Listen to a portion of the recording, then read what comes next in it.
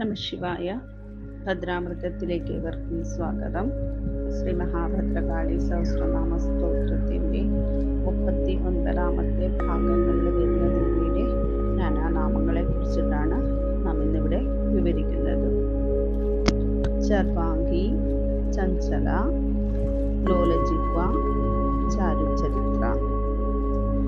ശരീരം രസത്താൽ തുടിച്ചുകൊണ്ടിരിക്കുന്നതിനാൽ ചർവാംഗി എന്നും, ലാസ്യത്തോടെ ഇളകുന്ന ശരീരമായതിനാൽ ചഞ്ചല എന്നും, എപ്പോഴും ഇളകിക്കൊണ്ടിരിക്കുന്ന നാവോടു കൂടിയവളാകയാൽ ലോലജിഹ്വ എന്നും അറിയപ്പെടുന്നു.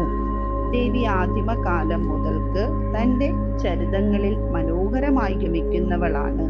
അതിനാൽ ചാരുചരിത്ര എന്നും അറിയപ്പെടുന്നു. ത്രപ, ത്രപാവതി, ലജ്ജ, വിലജ്ജ, ഹരയൗവനി. കീർത്തിയേറിയ ദേവി ത്രപയാകുന്നു.